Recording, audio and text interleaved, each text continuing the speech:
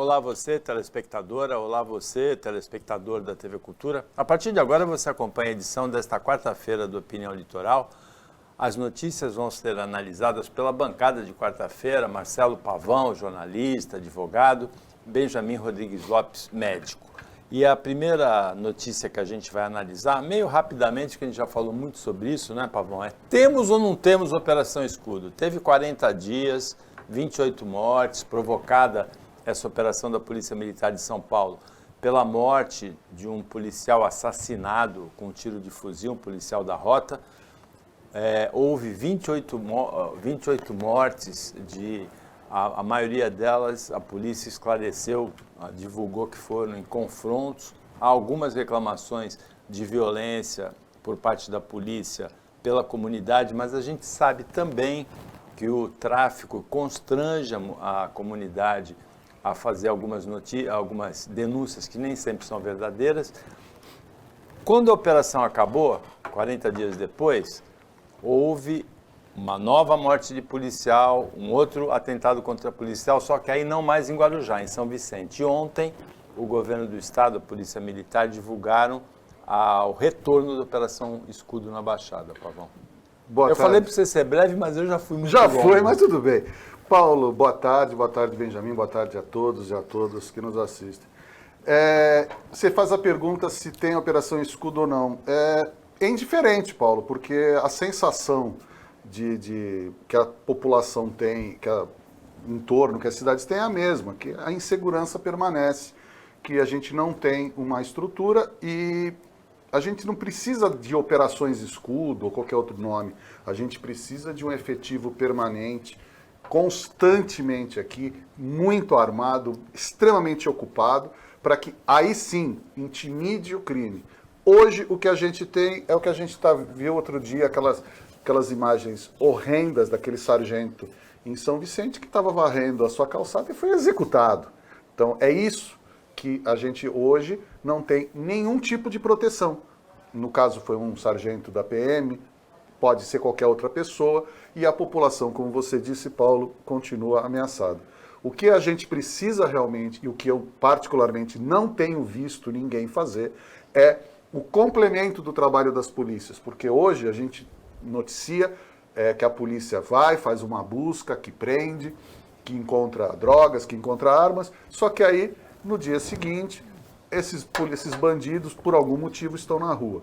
Então, enquanto a legislação estiver lá em 1940, a polícia vai fazer uma permanente operação enxuga-gelo. E, infelizmente, mais vidas iremos perder pela omissão ou pela inação dos nossos governantes, sejam eles do Executivo, do Legislativo e também do Judiciário. Boa tarde, Benjamin. Boa tarde.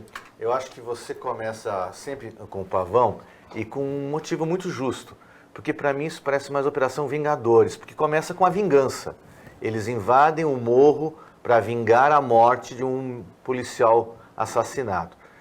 Em nenhum momento a gente vai questionar que tem que ser feita a justiça, que os meliantes, os criminosos têm que ser apreendidos. Mas a gente quer que a Operação Escudo ou Operação Vingadores ela seja o ano inteiro e que proteja você, principalmente você, que não é ligado à polícia, que não é ligado ao tráfico, mas que mora na periferia de Guarujá, São Vicente, Cubatão, Praia Grande. Nós nos sentimos totalmente desprotegidos. E nos sentimos desprotegidos dos dois lados. Uma porque o tráfico campeia solto aqui pela Baixada, não há uma única semana que a gente não noticia aqui apreensões de cocaína e outras drogas no Porto de Santos. Essa cocaína apreendida não brota do nada, ela não apareceu no container, ela é traficada, é transportada, é armazenada na nossa região. O comando do tráfico, a gente sabe que está nos morros de Santos, Sabuó, que está nos morros do Guarujá, Macaco Molhado, na barreira do João Guarda, todo mundo sabe disso. Mas também a gente se sente desprotegida porque o mínimo direito de saber se aquela operação está sendo conduzida nos limites da lei não é possível, porque o governador não trocou as baterias das câmeras dos policiais, não comprou mais nenhuma câmera.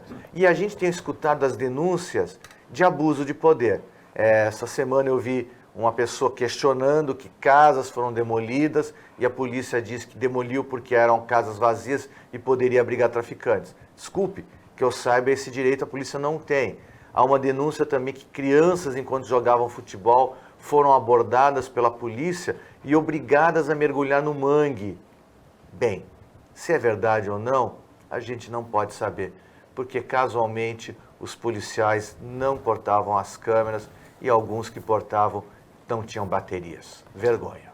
Ainda nesse campo policial, Marcelo Pavão, você reclama sempre do combate, que o combate da polícia deve se estender a follow the money, siga o dinheiro, apreensão de dinheiro, confisco de dinheiro de traficante. E nesse sentido, a polícia prendeu ontem um ex-diretor da Otrantur, que chegou a ser concessionária do transporte público em São Vicente, numa pista, seguindo uma pista de lavagem de dinheiro de facção do crime organizado. Exato, Paulo. E aí a gente liga exatamente o comentário da matéria anterior, da notícia anterior. A gente precisa do aperfeiçoamento da nossa legislação, dos nossos mecanismos de busca. Porque o que a gente está vendo agora é que a polícia está fazendo o seu trabalho. Ela está investigando, ela está achando as coisas e está levando para a cadeia essas pessoas.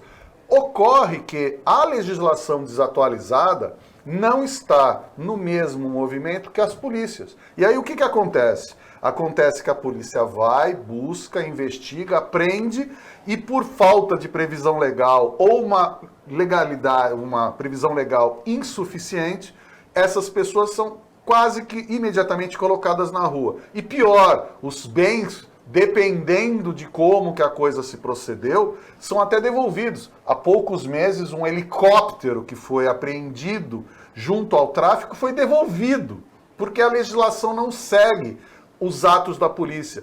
Então, não é um negócio isolado. A polícia vai e prende e a lei não acompanha, vai lá e solta. Então, enquanto a gente não adaptar e atualizar as leis, a legislação, para o que está acontecendo hoje, cybercrimes, crime organizado, os bens estão espalhados entre parentes, amigos, não necessariamente diretos, mas os bens eles estão com laranjas. E hoje a legislação ela dificulta demais a busca por esses bens. Então, se a gente não tiver uma ação combinada entre legisladores, instituições governamentais e a polícia, atualizando a lei, dando condições para a polícia, a gente vai estar numa eterna operação enxuga-gelo. A polícia vai, prende, a legislação vai lá e solta.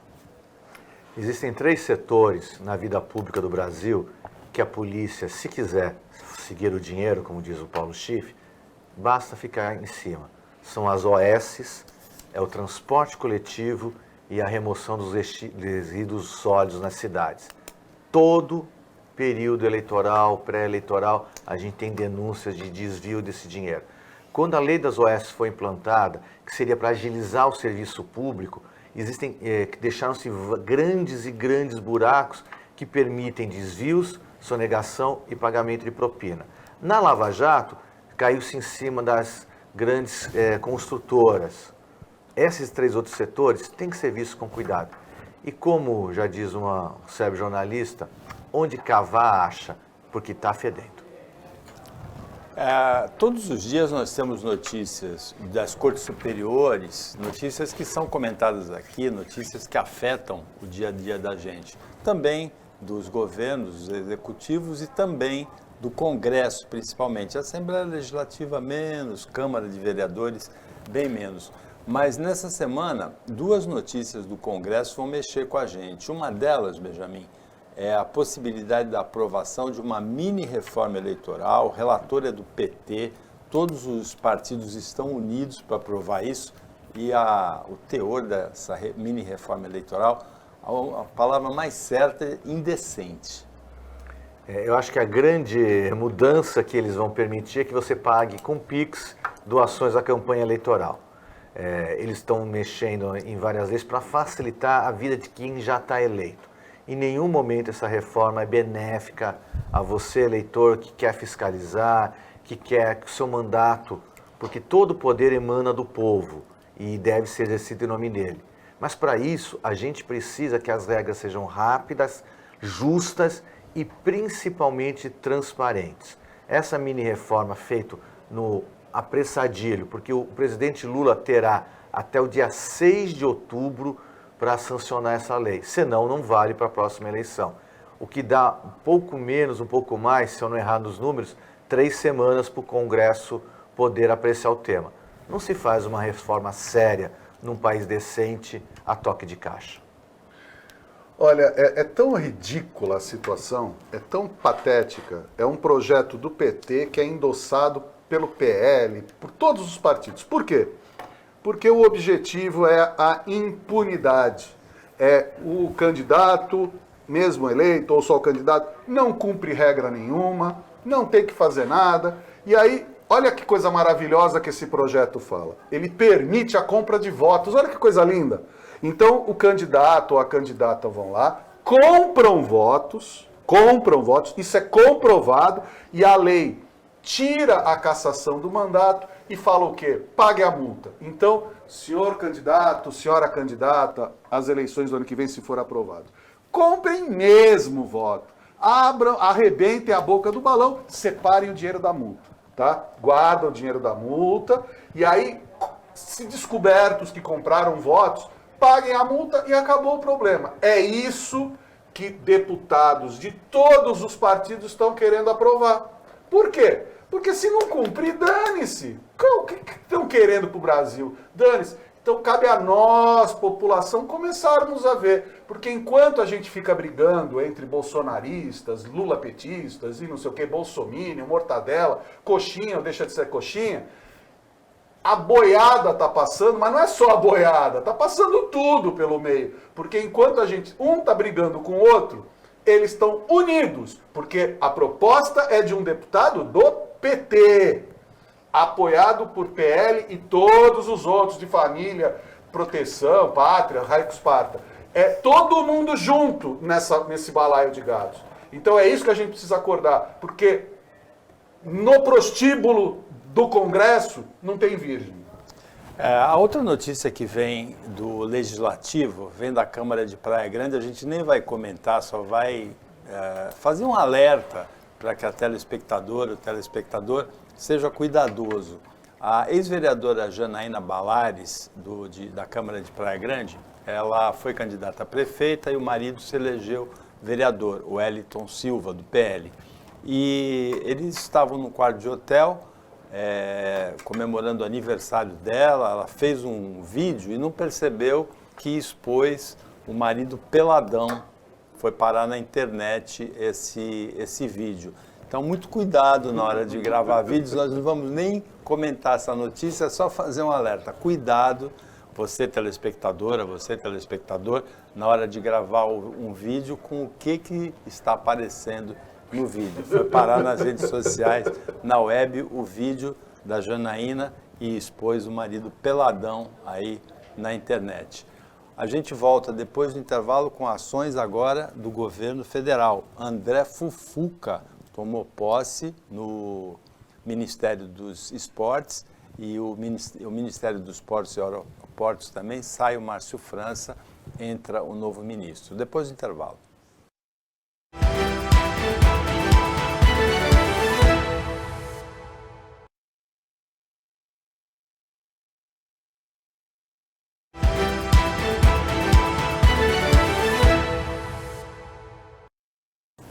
Voltando com a opinião litoral desta quarta-feira, o Benjamin Rodrigues Lopes, o Marcelo Pavão estão analisando as notícias com você. Eu acho que praticamente o eleitor brasileiro que votou no Lula ficou praticamente todo ele muito decepcionado com essa mini-reforma ministerial. Tem a mini-reforma eleitoral, não vamos confundir, que é uma desgraça, com a mini-reforma ministerial, que também não foi bacana. O André Fufuca entrou no lugar da Ana Moser e o Ministério de Portos e Aeroportos também tem novo ministro, Silvio Costa, né? Silvio Costa Filho. No lugar do Márcio França, Benjamin. Eu não fiquei decepcionado. Eu esperava isso desde o dia que saiu o resultado da eleição. A gente teve uma eleição extremamente apertada, um presidente ganhando por uma margem muito pequena e, principalmente, sem base sólida no Congresso. Só havia um jeito legal, que é você compor com o Centrão. E compor com o Centrão, a gente compõe com um pregador no nariz. A gente espera que esses nomes, eu acho que a gente entra na piada do Fufuca. Eu tenho mais preocupação com o Ministério dos Portos do Márcio França. Preocupação por quê? Porque se havia algo na nossa região que estava dando esperança, era, primeiro, o presidente da autoridade portuária, a promessa da ligação seca Santos-Guarujá. E agora quase que volta a estaca zero. Até porque o presidente, o ministro novo dos portos, ele é ligado ao governador Tarcísio, que quer a privatização do Porto de Santos, que é dito pelo governo federal que não é possível, que não será feita. Eu tenho muito medo que a gente entre num período de que tudo seja parado e novamente a gente tenha que comentar daqui a alguns anos a maquete da ponte que foi inaugurada, mas não teve ponte, e o túnel que quase saiu. Espero estar errado. Espero que o ministro me surpreenda positivamente, que ele coloque alguém ligado à região da Baixada Santista na autoridade portuária, que é o que nos interessa mais, e que a pessoa seja do nível da competência que o Anderson Pomini mostrou que era nesses 40 dias. Paulo Benjamin, o mais emblemático desses ministros é o pedagogo Silvio Costa Filho, é o ministro de Portos e Aeroportos, ou seja, tem nada a ver, e o médico Fufuca, que nunca exerceu sequer a medicina, é o novo ministro dos esportes. Essa é a verdade. Nós continuamos, desde sempre, para se ter governabilidade, concordo totalmente com o que o Benjamin falou, para se ter governabilidade, as favas com os projetos de governo, as favas com o que se falou em campanha. Porque não vai acontecer nada. Eu acredito que não haverá desestatização da autoridade portuária, porque não estava no escopo, é uma questão mesmo de dinheiro, e a mesma coisa no esporte. O André Fufuca, que é Fufuca por parte de pai, que ele é Fufuca filho, né? O pai dele, o prefeito, Fufuca Dantas. Olha o cara, o nome dele é Fufuca Dantas. O ministro dos esportes, por que ele quer? Porque está vindo uma bolada aí das loterias para distribuir entre os amigos. Então, senhores e senhoras telespectadores, não esperem nada, porque seja Lula, Bolsonaro, tá todo mundo na mão do Centrão. Sabe por quê? Porque nós votamos mal, porque não exigimos uma reforma política, administrativa, porque não dá para você ter 33, 34 partidos e continuar com o Centrão, porque o Centrão é interessante para os tubarões da política, que ficam se dividindo e aí botam nas sublegendas as pessoas que têm voto. Então, enquanto a gente não exigir moralidade na Câmara, no Senado, nas assembleias, nós vamos continuar elegendo um monte de gente que o único compromisso é com o próprio bolso. Bom, hoje começa o julgamento dos primeiros réus das invasões, depredações, vandalismo do dia 8 de janeiro. São 4 réus. Nessa semana, a gente noticiou que tinha 31 invasores, depredadores, estavam tranquilos, passou o prazo de 8 meses, né? Sim. Já passou de 8 meses da invasão e eles foram denunciados pela Polícia Federal por uma investigação científica, genética, sim, em bituca de cigarro, em guardanapo. Então tem, além desses 4 que começam a ser julgados, tem mais 31 que estavam tranquilos e que foram indiciados. É uma notícia interessante, né? Pela investigação científica. Então, Paulo, mais uma vez, você vê a investigação evoluir, você vê os organismos evoluírem e a legislação continuar estática. Porque vários dos crimes que estão sendo imputados eu chamo de terroristas do 8 de janeiro, eles têm uma pena muito branda.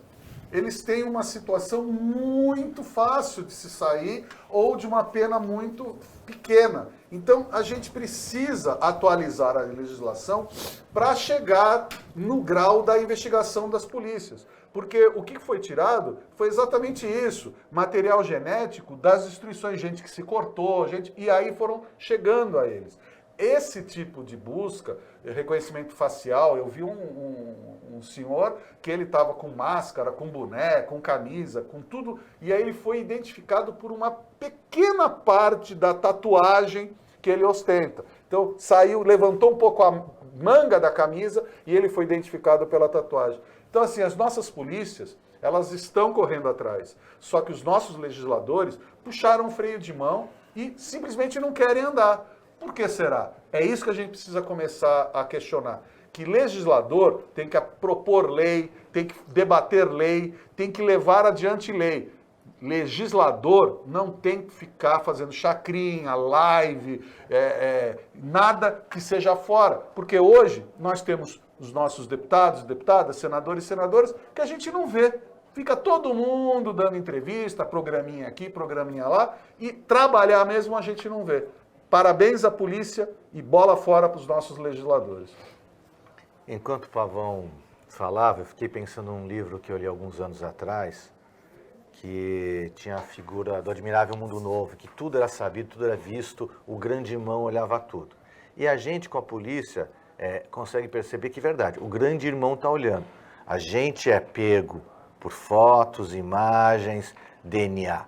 Falta organizar um pouco melhor. A gente ainda não tem um banco nacional de DNA para identificar assassinos, terroristas, estupradores. A gente também tem dificuldades na identificação, inclusive das digitais, porque os bancos não são nacionais, os estados não conversam entre si. Quando quer funcionar, funciona.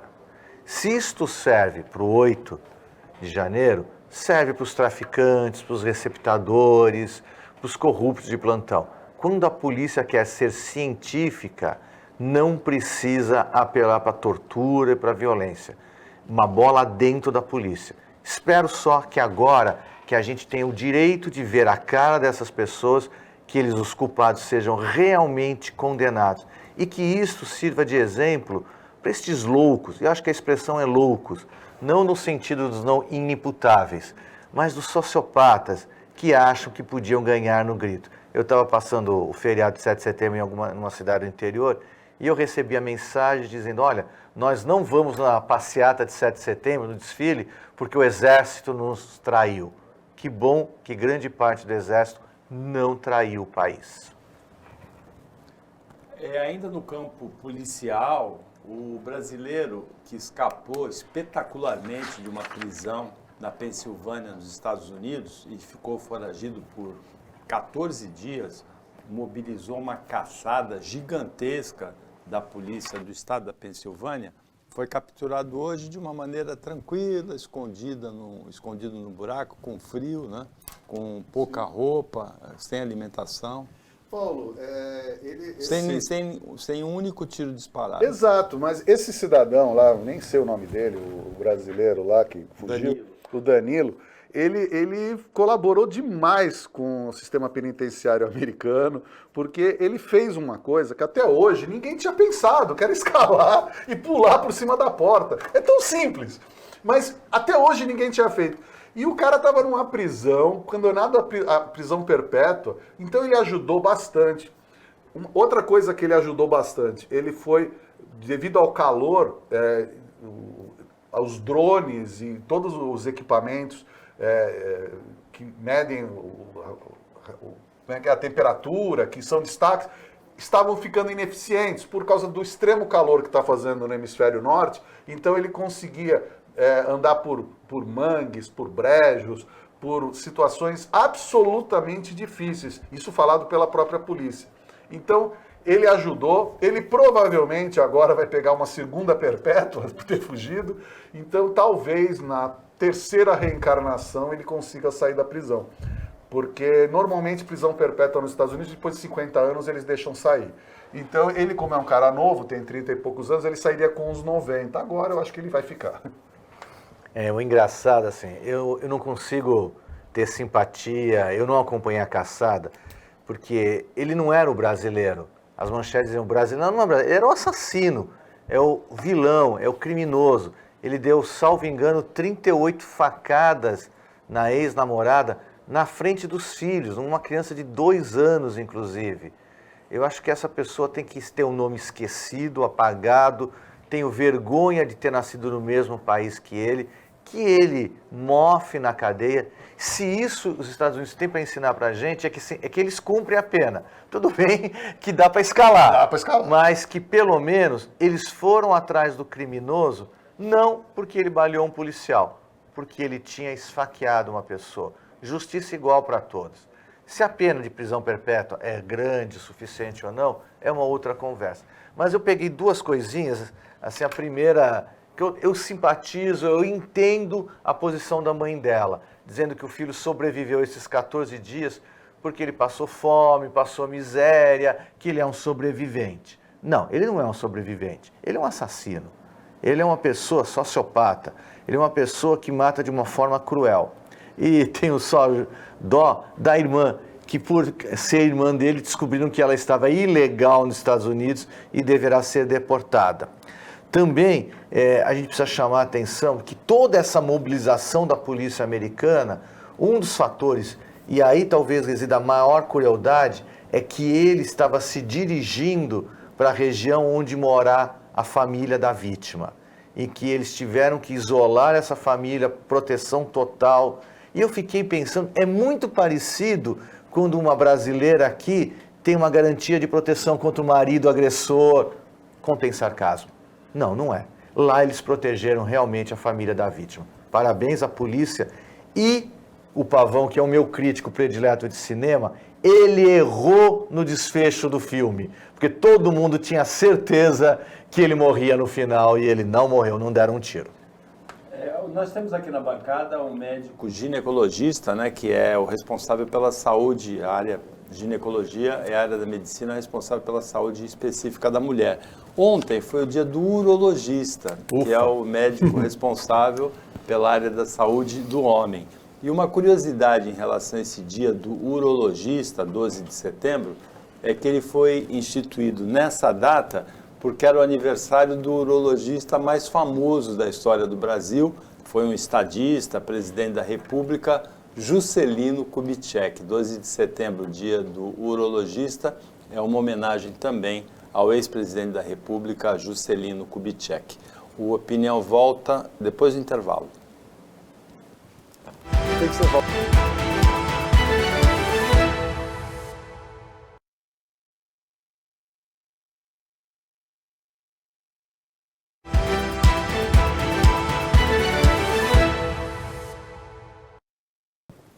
Voltando com o Opinião Litoral desta quarta-feira, agora é o último bloco, o Marcelo Pavão e o Benjamin Rodrigues Lopes estão analisando as notícias com você. Rapidamente, Pavão, a cantora Anitta, ela é alvo assim, sempre de muitas campanhas difamatórias, de muito menosprezo por uma parte da opinião pública quanto à qualidade da arte que ela produz. Eu sempre achei a Anitta muito talentosa, desde a primeira música dela. Agora, desde a primeira música que ela compôs e gravou, aquela Poderosa, né? O primeiro sucesso, não sei se é a primeira música, mas de qualquer maneira, a Anitta me parece uma artista muito focada na carreira, que se capacita à medida que o tempo vai passando, que investe em si mesma e vem colecionando prêmios internacionais, né?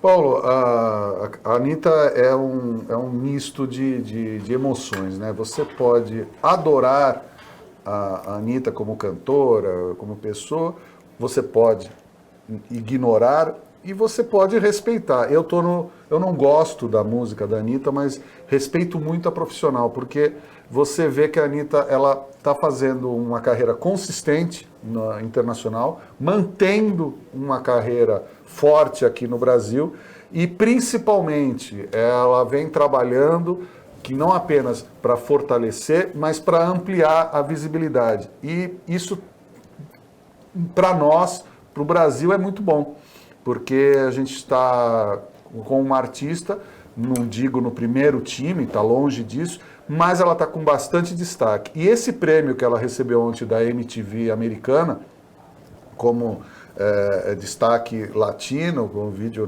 latino, é um prêmio considerado um dos principais lá. Então, merecidamente, é um prêmio que é dado pelos telespectadores, pelas pessoas, pelo público, né? Não é um prêmio técnico, vamos dizer assim, mas ela tem total mérito. Então, eu estou naquele bloco, eu não gosto muito da música, mas respeito e admiro demais a profissional, não tanto a pessoa, mas principalmente a profissional Anitta, que tem todo o mérito, está chegando onde ela está atingindo.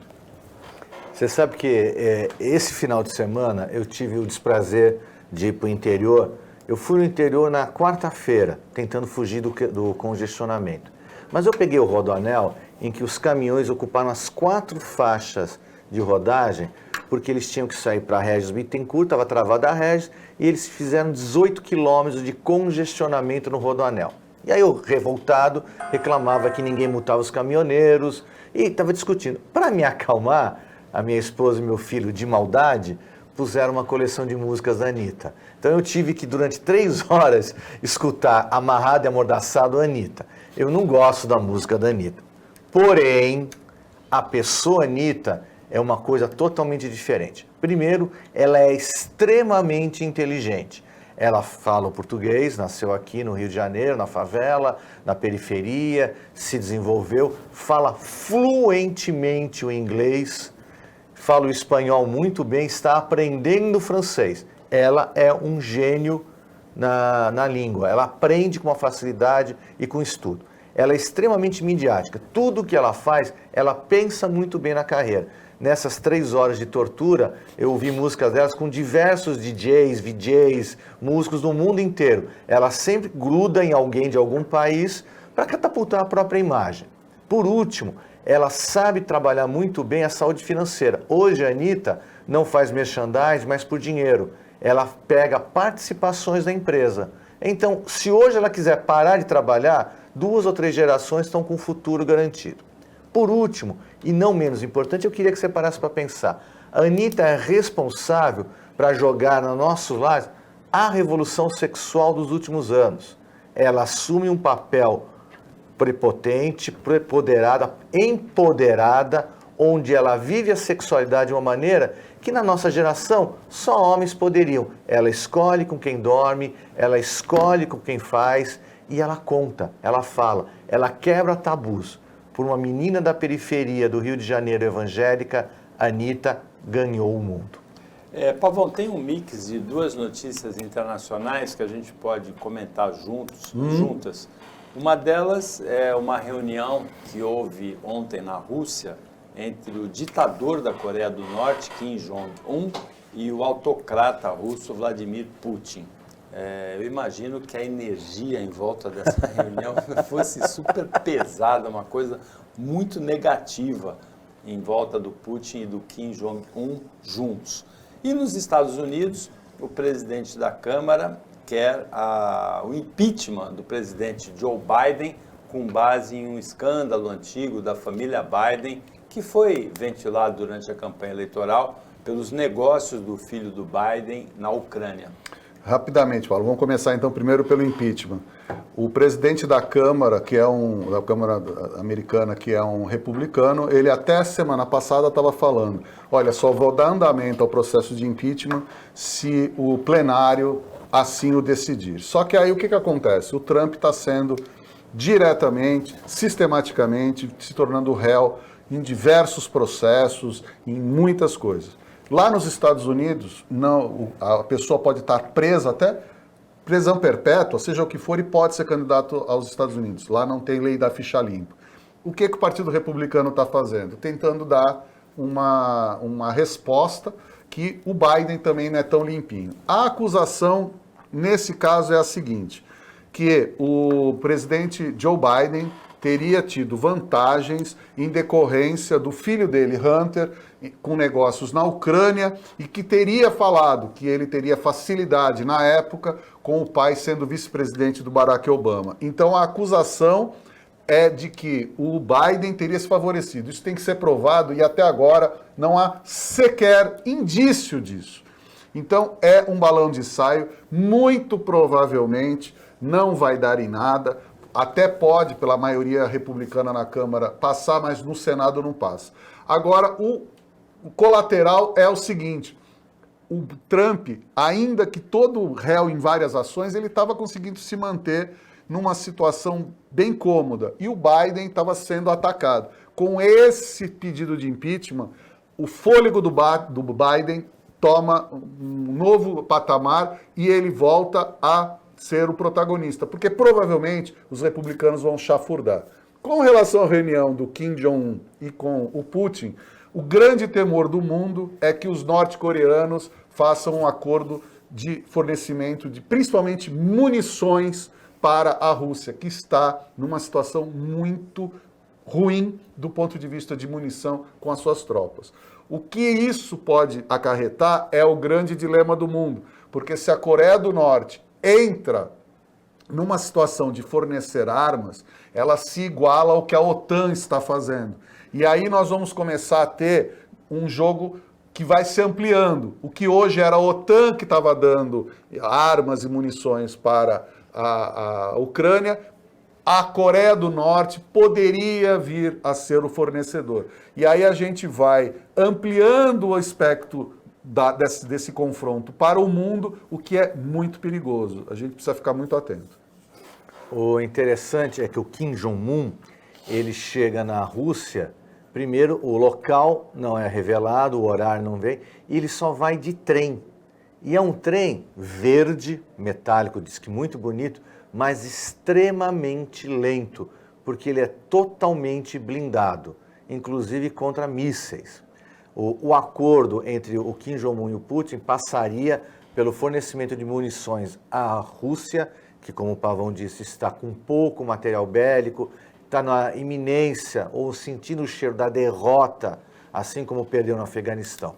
Mas o grande perigo é o que a Rússia daria para a Coreia. E a Rússia daria tecnologia, know-how para submarinos nucleares e, em parte, do tratamento de ogivas nucleares. Daria tecnologia para um país que hoje é isolado do mundo por boicotes para não desenvolver armas nucleares. E daria para um país que tem um ditador, filho de um ditador, e que pode não ser, mas com cara de psicopata assassino. É uma guerra que tem tudo para perder o prumo e poder ser extremamente desagradável. Enquanto isso, nos Estados Unidos, o presidente democrata sente na pele algo que nós vivemos aqui. Está no poder, é o opositor, a justiça vai em cima. Parece que cada um que põe a cabecinha para fora e aparece no proscênio da política americana ou brasileira ganha processos. Eu me lembro da história, o Paulo com o testemunho ocular, lá na Grécia, eles tinham isso também. Só que eles pegavam as eleições e no dia seguinte da eleição, eles davam pedaços de conchas e você escrevia um nome. Se o nome da pessoa tivesse maioria, ele era colocado para fora, entrava em ostracismo, de ostra, conchas, e era isolado da República. O maior guerreiro deles, Alcibíades, sofreu o ostracismo. Talvez o defeito das democracias modernas e antigas seja a incapacidade de conviver com o outro. Até a foto do Putin com o Kim Jong-un transmite energia negativa. Eu imagino presencialmente quem estava lá cobrindo esse encontro, que coisa horrorosa que deve ter sido isso. Agora, as declarações oficiais, o Kim Jong-un falou que vai ajudar o Putin na luta contra o imperialismo. E o Putin falou que a Rússia vai ajudar a Coreia do Norte a produzir satélites. Tem um dia hoje e tem uma notícia de hoje que afetam os dois comentaristas, mas eles não vão ter direito de defesa. Só você, telespectadora, que vai pensar. A Nestlé, maior produtora mundial de alimentos, comprou a CRM, que não é Conselho Regional de Medicina, é a holding que tem a Cacau Brasil, a Brasil Cacau, e a Copenhague. Então isso afeta diretamente o chocólatra, embora tudo indique que a vida da Copenhagen e do Brasil Cacau continue igual como era antes, só a administração é que muda.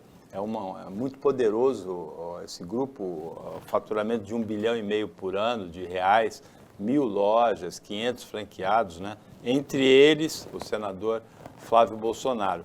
E a outra notícia é que hoje é o dia da cachaça. Você telespectador, tem todo o direito de uma dose ou uma caipirinha para comemorar 13 de setembro, o dia da cachaça, que é a primeira bebida destilada produzida nas Américas. Ela foi produzida pelos portugueses que já eram acostumados a produzir a bagaceira, né, a partir da casca de uva, produziram a cachaça a partir da cana. Tem uma versão também que foram os escravos que viram que a sobra da destilação, da produção do açúcar, do melado, da rapadura, dava uma bebida que tinha efeitos interessantes. Algum comentário muito rápido, Pavão? A gente já estourou o tempo. Não, uma cachaça. Cachaça ou chocolate? Olha, eu sou mais do chocolate, viu? Agora eu quero saber se vai ter chocolate da Copenhagen vendendo na loja americana também, né? Eu fiquei preocupado, porque eu não bebo cachaça e não como chocolate rotineiramente. Qual das duas o Paulo achou que eu estava incluído? Mais o chocolate, o Pavão mais a cachaça. É o inverso, eu sou mais o chocolate. Eu e o Pavão mais a cachaça e o Benjamin mais o chocolate. A produtora aqui do programa, Maria Helena, é mais o chocolate também. Chegamos ao final do Opinião Litoral, agradecendo a participação do Benjamin e do Pavão como comentaristas, o trabalho da equipe técnica e de jornalismo aqui do Sistema Costa Norte e agradecendo principalmente a você que acompanhou a gente mais essa edição. Até amanhã, nesse mesmo horário depois do Jornal Litoral e uma ótima quarta-feira para você que você merece.